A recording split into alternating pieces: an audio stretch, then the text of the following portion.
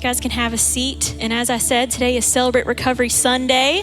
We're celebrating 15 years of the ministry that has been here at Springwell. So let's check out and see how it all started. The early years were very challenging. This program called Celebrate Recovery was supposed to be plug and play. You buy the kit, you get the manual, and you learn how to start a ministry. It was proven. It started in 91 and we started in 2010, and celebrating 15 years now is awesome. I called in every favor I knew. I called on every person I knew. A lot of them came from the Freedom in Christ group. There was 15 or 20 of us at that time. Elders helped. Everyone helped that we called on. They said yes. Those early days when we did that research and development, when we were going to different CRs and looking at how this was supposed to play out, made it easier in the sense that we kind of got to see it in action. So I think that helped a lot. I had my fears, my doubts. Is this going to last a year or a year and a half, or is it going to go further? But I did envision that potentially it was going to keep growing to, and numbers are souls. They're not just numbers for numbers' sake. It represents a person and a people and a family. There's always people challenges. There's,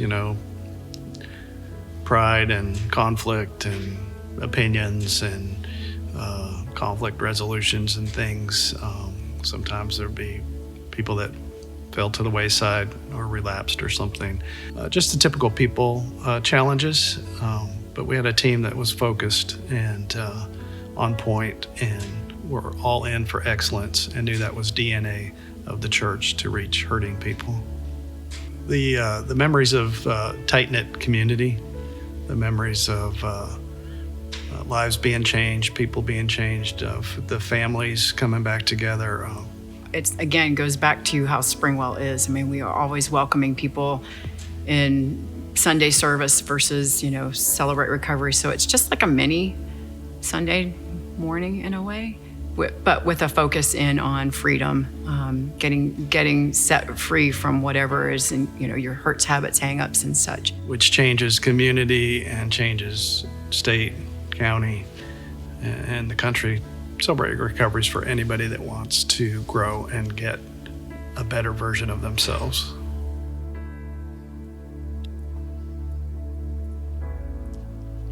Welcome. Good morning, Springwell family. I'm Jana Bucky, and I'm very excited to host today because it is CR Sunday. Celebrate Recovery has been an integral part of my life for 3 years.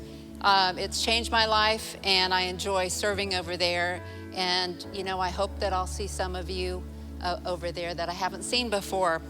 So if you're a first-time guest today, we just want to welcome you. It's wonderful that you're here.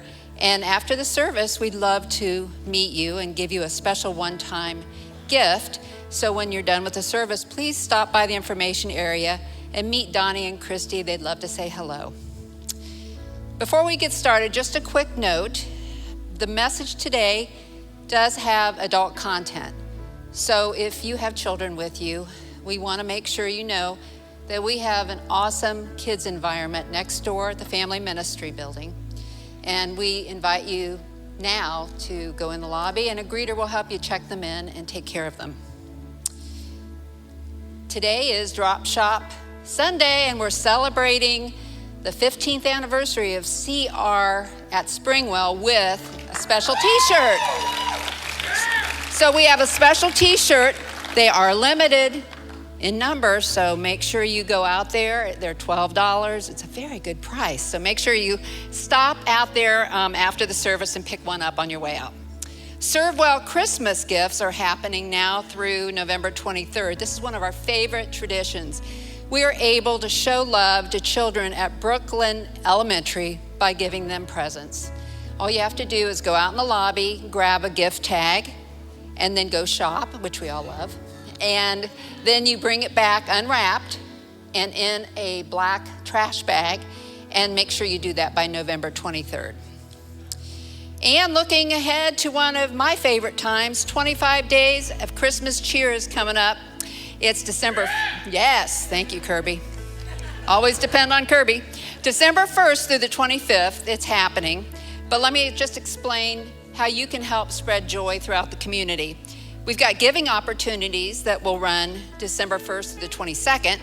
Then serving opportunities will run December 1st through the 25th.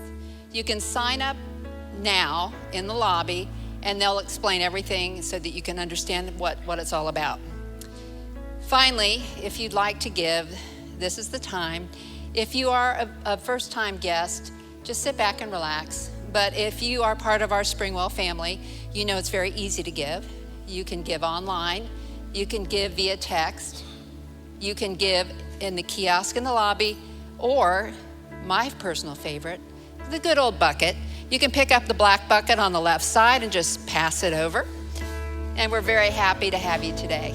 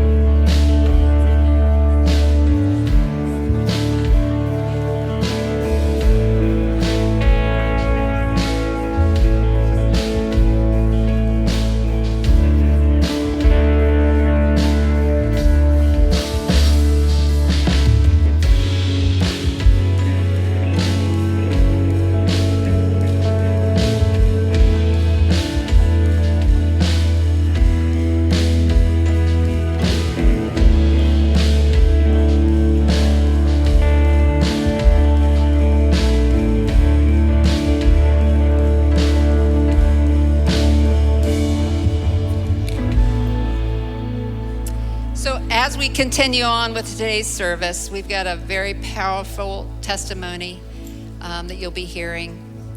It's from someone that is part of our Springwell family. It's a story of hope, healing, and God's incredible grace. So please help me welcome my friend Keely as she shares her testimony.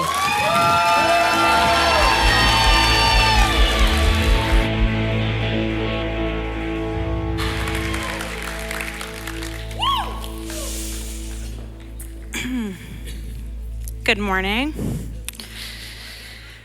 I am a daughter of the King and disciple of Christ who is in recovery from addiction to alcohol, anxiety, depression, sexual impurity, and trauma. My name is Keely. See, that's pretty cool. Today, I would like to tell you a story. It's not always pretty, but by the end, you will see a story of God's beautiful love.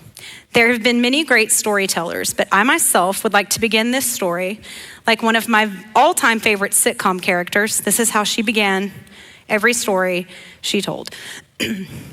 Picture it. Thank you. Carter County, Tennessee, January 2012. A 27-year-old woman sits handcuffed in the back of a squad car. And it's not the first time. She is struggling against the steel bracelets. Some would say it is a futile pursuit, but she's actually almost freed one hand.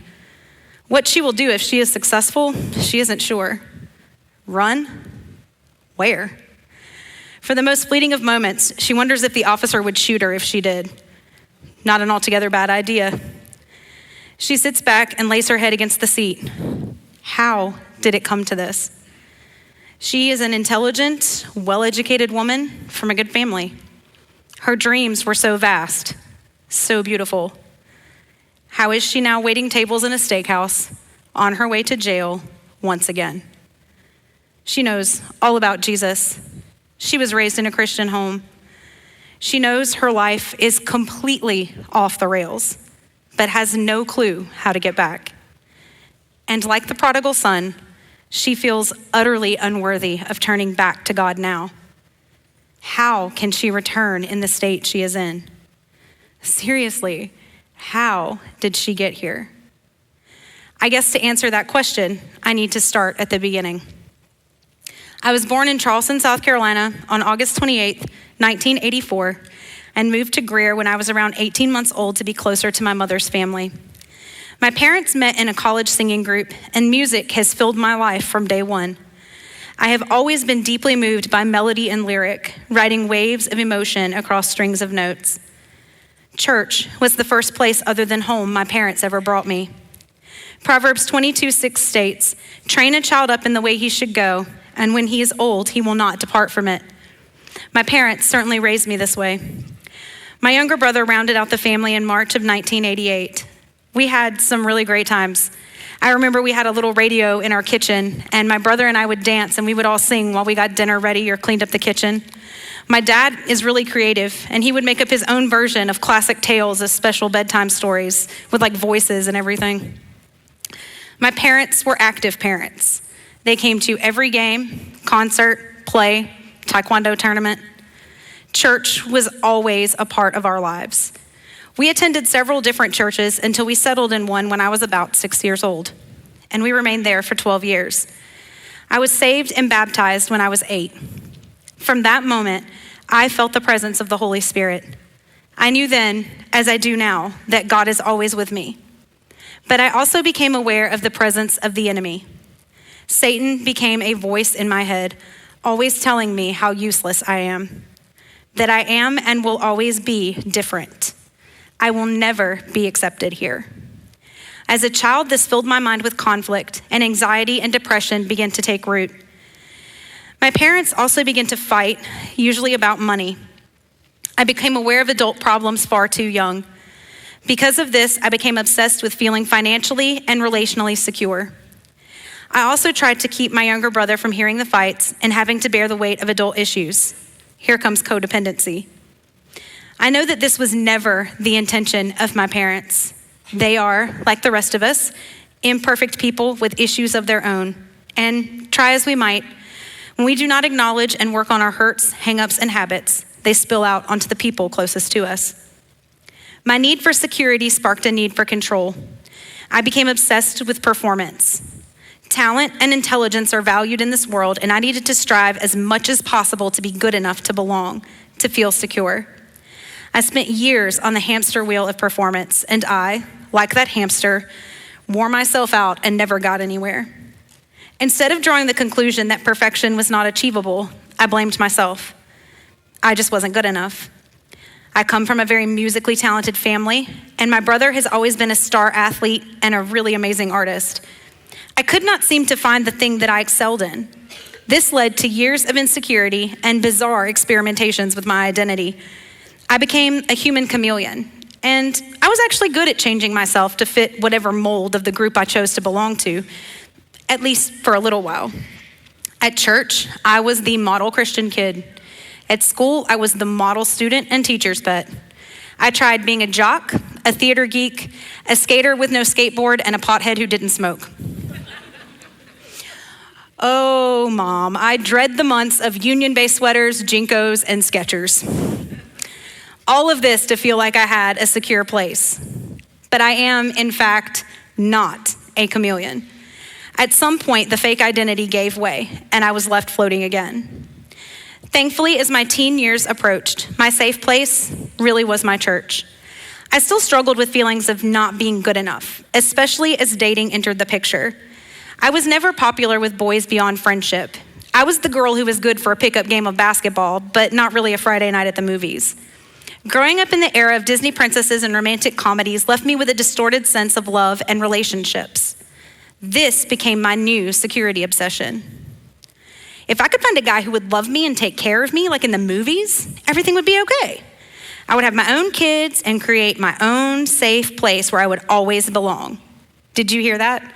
I would create my own secure place. Rejection became my biggest fear, and as rejection is inevitable, I began self-harming to deal with my emotional pain. Physical pain was easier to deal with, and for a few moments, I forgot how much my heart hurt. Around this time, Satan began to attack my nights. I would have dreams of dying young, watching my parents and brother crying over my casket. Suicidal thoughts began to plague me. Thankfully, I had my church to help combat these lies as I sat listening to the truth of God's word. I cannot stress enough the importance of Christian community. We are not meant to do this life alone. Then, as college approached, I experienced church hurt. My safe place was gone. Remember, rejection was my biggest fear, and now, in my mind, God's people had rejected me. My tender heart began to harden. Anger began to consume me. I was done with church. My parents went around to a few different churches, but I only came every once in a while, really just to get them off my back. All I saw was a bunch of judgmental hypocrites. I closed my heart to any organized religion. I used college busyness as an excuse for my absence, and it wasn't an altogether false statement. College proved to be difficult for me. School had always been pretty easy, and now I was struggling. Okay, great. The one thing I was kind of good at, now it's gone. Without church and my guaranteed good grades, I was now completely insecure. And here came the bad boy. Winter term of my freshman year, he came in telling me everything a broken, floundering girl wants to hear. He got what he wanted and then moved on to the next conquest. Wait a minute. That's not how the movie is supposed to play out. Again, instead of realizing it was the premise that was flawed, I blamed myself. Maybe I wasn't good enough for the fairy tale ending. When would I ever feel secure in my own life? When would I feel love in my life? That was all I wanted. So here came bad boy number 2. He would go in and out of my life for several years, promising eventual security and commitment, but in the meantime, offering chaos and repeated rejection. Around this time, I discovered something that made me feel normal. It made me feel like I belonged, no matter where I was. I call that thing alcohol. Who knew that something that made other people feel out of control would make me feel secure? It was almost like a warm blanket. Now, don't misunderstand. I'm sure the people around me would not say I was in any control of myself. I wreaked some havoc for sure. But it made my brain feel normal. My anxiety would drown for a little while. My insecurities and fears would become insignificant. And I was kind of good at drinking in the sense that I actually really liked it and I could drink a lot. I put God on the back burner as I pursued what gave me a false sense of belonging. God had no place in the life I was pursuing. I knew in the depths of my soul this was not how I was supposed to be living, but the instant gratification I received from this sinful lifestyle was just too good to pass up. Constant drinking coupled with an intense desire to be loved brought with it a lowering of my inhibitions. I mean, I'd already lost my virginity, so promiscuity was an easy next step into sin. Now, in my twisted mind, sex led to love and commitment, not the other way around. I did enjoy certain aspects of college. I made a few friends, but I never felt like anybody really knew me or loved me. I had made everything in my life a performance in search of love and acceptance. I manipulated myself and everyone around me to the point that I had no idea who I was, and I had no genuine relationships. I continued to look for love and acceptance in an imperfect and changing world instead of a perfect, unchanging God. And I was exhausted. After I graduated from Furman, I moved to Tennessee to pursue my master's degree in marriage and family therapy. I've always wanted to help children, and I felt the best way to do that was to help with root problems at the family level. I was excited to become a therapist, but I had another motive for leaving. Escape was my goal. I could move to this new town and be anyone I wanted to be. I could find the love I was looking for. And I also knew that my parents were divorcing soon, and I didn't want to have to deal with it. This move proved a truth, however, that I had been trying to deny. I could not run from myself or my problems. This same old mentality was there.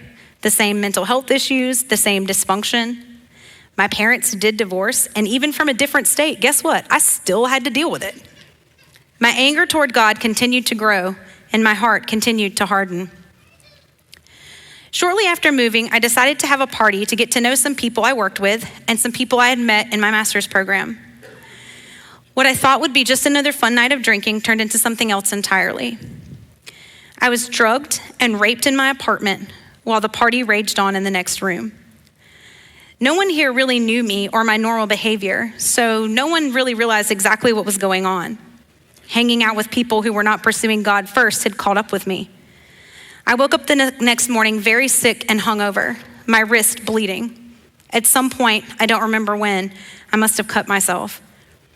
I came in and out of consciousness the rest of the day, the night piecing itself together like Polaroid snapshots in my mind. I still do not recall all of the details of that night, but life became defined as before rape and after rape. I was arrested for my first DUI in 2008, but I really only got a slap on the wrist. I continued to drive on a suspended license for years. My drinking escalated rapidly, and my life spiraled out of control. I drank more days than I didn't. For obvious reasons, I didn't even feel safe in my own home. I couldn't sleep in my bed, and I often passed out drunk on my futon if I slept at all. Even moving to a different apartment complex didn't help. Remember, that only changes geography. In my mind, God had completely abandoned me. How could he allow this to happen to me? A loving God would not have let this happen. I did not file my financial aid paperwork for school, and after 3 extensions, I dropped out. I just didn't care anymore. Many a drunk night found me crying out to God to die in my sleep, or standing on the balcony of my apartment, wondering if the drop was high enough to do me in. Satan was in my head all the time, telling me this was all my life would ever be. This was who I was, and death was the only way to escape all the turmoil and pain. I continued to search for someone to love me, to save me from myself. I had a series of short relationships and one-night stands. Of course, nothing ever worked out. For some reason, I could not find the relationship of substance I was searching for by all these superficial means. I actually expected one of these guys to be the love of my life when, as I take an honest look back on that time, most of them probably can't even recall my name. As Revelation 2:4 states, I had rejected my first love. I had plunged headfirst into sin, swimming farther and farther away from God. And now, here I was, treading water, wondering all along if everyone, including me, would be better off if I just let myself sink. My drinking was at an all-time high, and at this point had lost a lot of its luster. The relief it had initially brought was gone. Alcohol now magnified all of my issues. I found myself sitting in bars, staring at drinks I didn't even want, but I knew I was gonna drink. I felt dead inside. I was a shell of a human being. My dreams became an all-out war zone. Satan began to attack me almost every night. I saw the spiritual battle being fought for my soul play out every time I dared to close my eyes. I talked to some of my family about this, but I didn't tell anyone else. I figured they would all think I was crazy. But I know spiritual warfare is very real. I have fought, and I have watched others fight. My drinking and lifestyle left me vulnerable to enemy attack. He could not take my salvation, but he was intent on taking me out. And so, in January of 2012, I found myself in the back of that squad car, under arrest for my second DUI. I now believe this was God giving me the chance to turn things around. This arrest offered me the chance to go to rehab for free, and I got day-to-day for my mandatory jail sentence. If you don't know, rehab's better than jail, by the way, just if you're wondering. This gave me the chance to really face my addiction and the state of my life. I went to meetings and I started reading my Bible again. I began to feel God's presence, but I still couldn't hear his voice. Satan was still the dominant voice in my head. He now told me that I would always be the alcoholic screw-up, even if I somehow managed to stay sober. He told me God might forgive me, but he certainly wouldn't have any use for me. The battle was still being fought. After rehab and serving my remaining 11 days in jail, I moved back to Greer to live with my grandmother. She had been living alone for the last year since my grandfather passed away, and she was willing to take me in. She helped me get to work, and I went to church with her sometimes, but I knew I needed to get into some recovery meetings. One of the pastors at her church told me about this Christian recovery program that met at some church nearby. It sounded really horrible, by the way. But I knew I needed something, so I went reluctantly. The first time I walked into Celebrate Recovery at Springwell, I realized they wanted me to wear a name tag. Nope. When I think back on that time now, I think the name tag made it real. It was like if I put the name tag on, it meant this was really what I had to do. And I didn't wear a name tag for weeks. I knew I was somewhere special, but I wasn't sure I was in the right place. These people were talking and laughing. I knew it. Somebody had lied to me. These people could not possibly have been through things like me or made the same mistakes I have. They wouldn't be so happy if they had.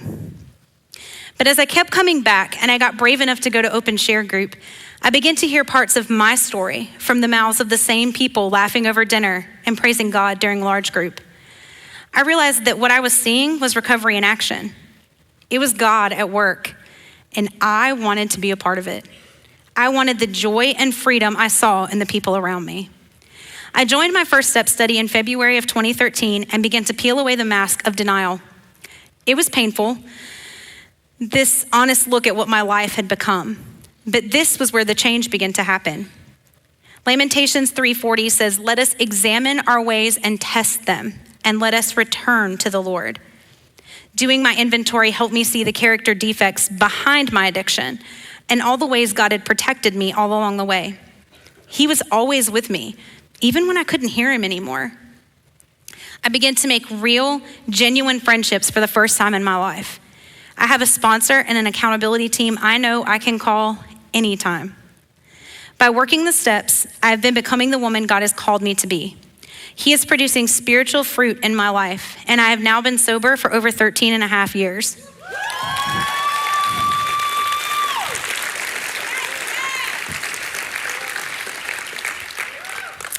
And God is continuing to grow me and change me through multiple step studies, quiet time, praying, reading God's word, and serving others.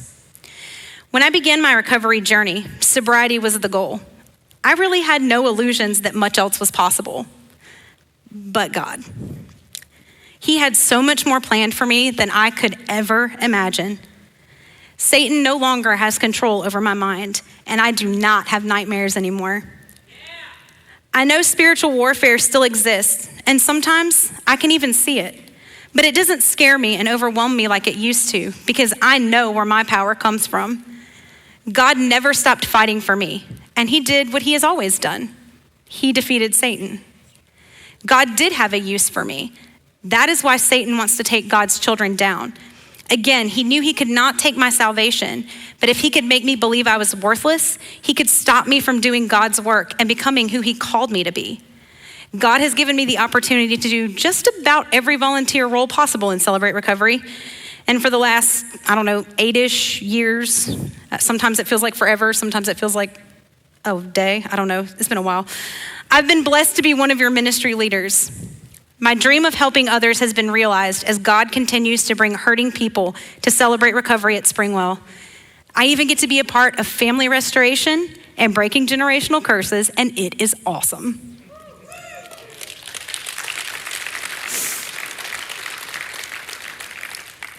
My greatest desire has always been to have love and security in my life.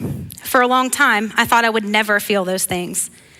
I've come to realize that love and security has always been in my life. It just didn't look like I wanted it to. I limited God. What a silly human thing to do. When I look at my life, all I see is love.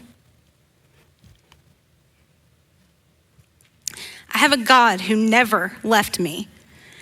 He was there during the dark nights of my soul when I thought death was my only option. He was walking beside me on that dark, desolate ocean, telling me if I would just grab onto his hand, I could stop treading water. Satan calls me a worthless, no good, never gonna be loved alcoholic mess up. God calls me his priceless, beautiful, wonderfully made, recklessly loved daughter.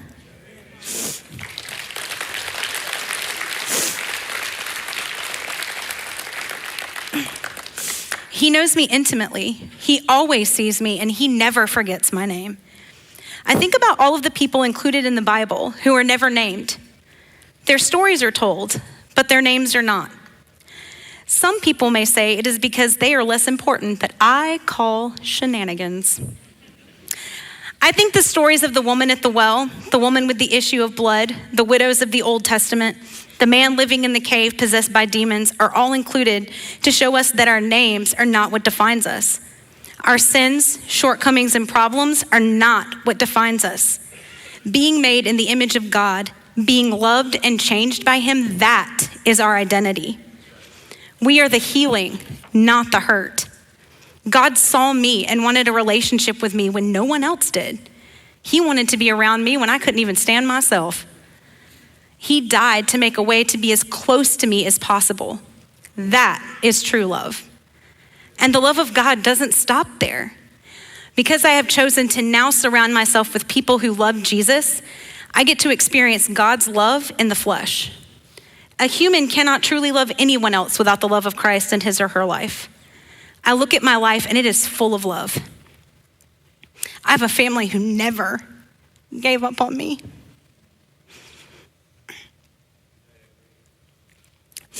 My parents did the best they could to teach me about the love of Jesus. They have loved me at my absolute worst. My brother has stood by me, visited me in rehab, and even on a couple of occasions offered me a drink because he forgets I'm a recovering alcoholic. Because to him, guess what? I'm just his sister. The family of 4 may not be intact, but I refuse to call it broken.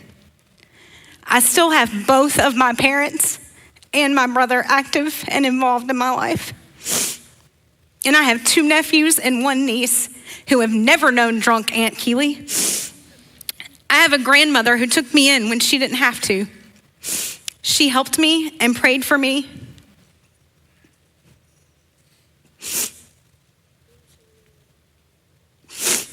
And even now, as she struggles with dementia and sometimes doesn't know who I am, I still feel the love of God every time I hug her.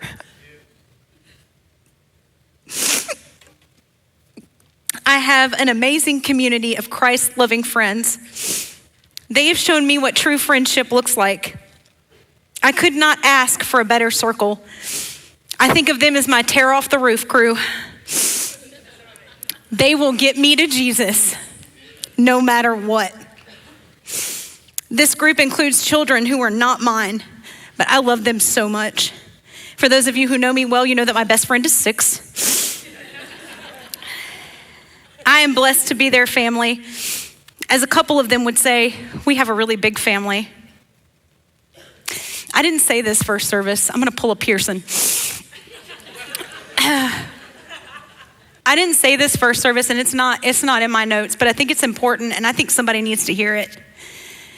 You do not have to raise children in your home to have an impact on the next generation or to leave a legacy.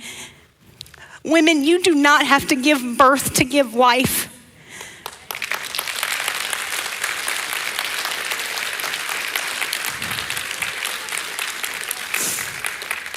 We give life every day by being the love of Jesus Christ, and we breathe life into his gospel. That is how you give life. That's it. It doesn't have to be anything else. Okay, that was free.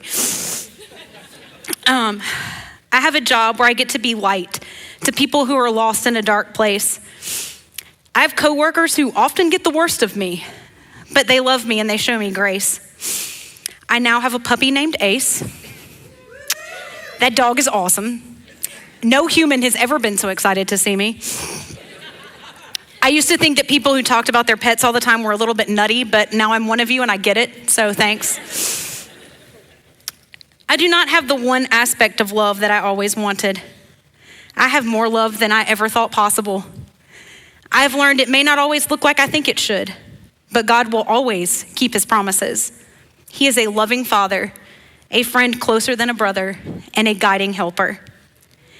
If you aren't sure about the whole Jesus thing, I get it. We Christians have messed it up a lot. So I stand before you today and I declare that I'm not perfect.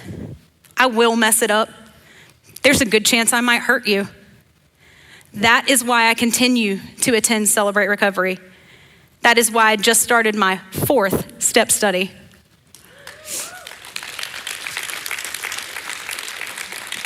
That is why I continue serving. I'm still trying to figure it all out too. If you are lost, treading water, searching for love and purpose, hurting, angry, grieving, struggling, Celebrate Recovery is the place for you. Satan will continue to try to distract us, bring us down, keep us from becoming who God has called us to be. Don't let him. Satan's goal is to keep us in darkness so we cannot be light to others.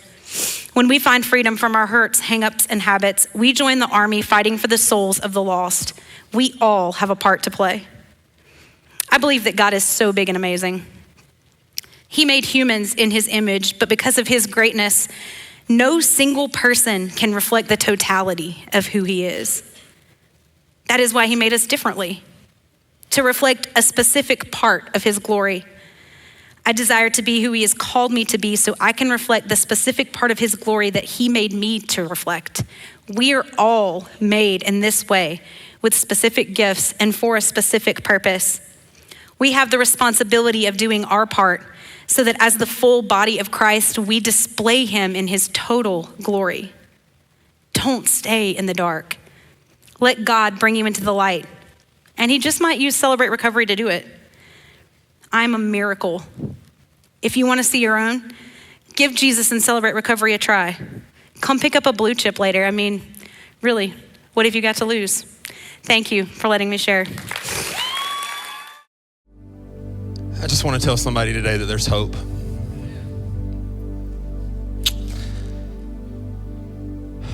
Aren't y'all glad you belong to a church that meets people where they are?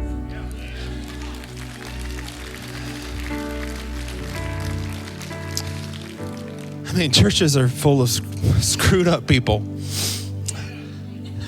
And I'm thankful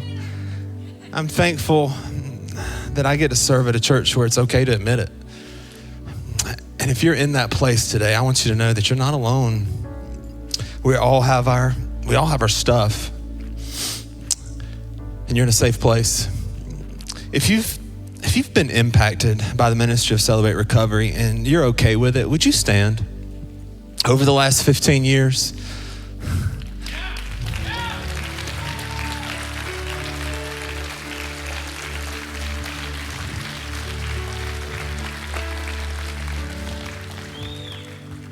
and see, this is why I love Celebrate Recovery. It's why it's such a huge part of who we are as a church. It's why it's our heartbeat as a church to realize that we're all broken and we all need help.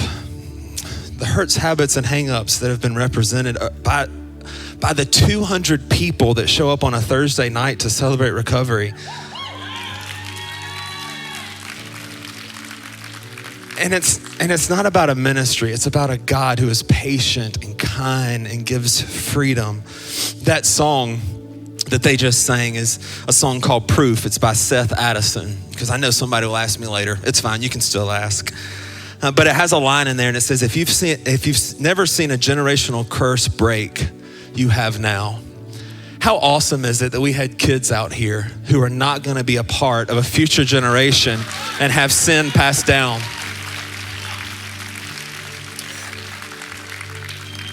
And it's through what God does through Celebrate Recovery. Paul, writing to a church he started in 2 Corinthians 12, said this. He says, but he said to me, my grace is sufficient for you, for my power is made perfect in weakness. Therefore, I will boast all the more gladly about my weakness so that Christ's power may rest on me. Here's the truth. We are all weak. We all have places of weakness, places where we need Jesus to step in. And I'm thankful that Jesus has the grace to save us for eternity. That's pretty awesome, y'all. But he also has the grace to rescue us while we're still on this earth. His power, God's power, is most seen through those weak places of our lives because it gives him a chance to be strong in those places. And that's why we exist.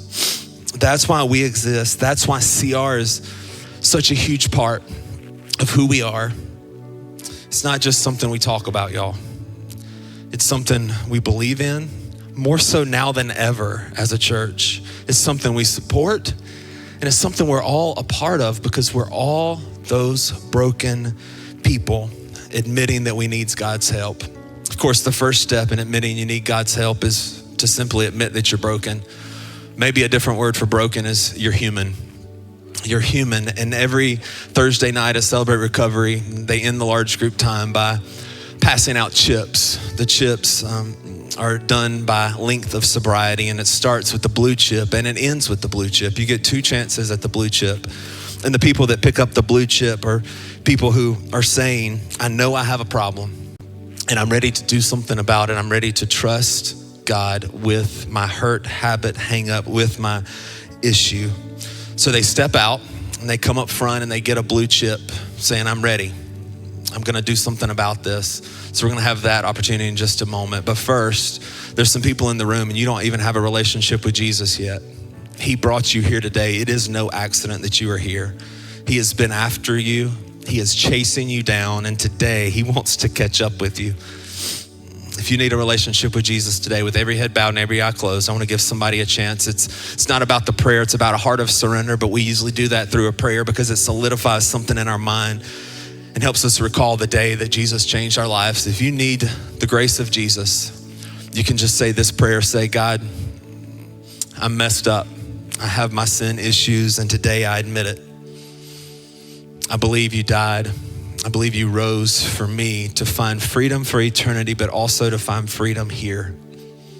So I surrender my life to you. I trust you. You're the Lord of my life. I'm gonna follow you for the rest of my life.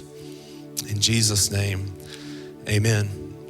Others of you today may be a follower of Jesus, but that does not make you exempt from having hurts, habits, and hang-ups, those issues that you need to deal with. So as the band is about to play this song, if you want to come and get a blue chip saying, today I admit my weakness and I surrender to God helping me find the freedom through this. This is a great step for you. It's the first step on your road to recovery. So as they play, we're gonna have some volunteers, CR volunteers. You come forward, grab a blue chip. Incredible morning. Let's give it up for Keely one more time for sharing her story with us. And again, like we said, every Thursday night we meet 6 o'clock. There's a meal, 7 o'clock, large group. Feel free to come. The same worship band we get to lead there as well, and we love doing it week in and week out. So we'd love to see you there. Come back next week. Bring somebody with you. Pastor Jonathan's starting a brand new series. You guys have an incredible week, and we'll see you guys next Sunday.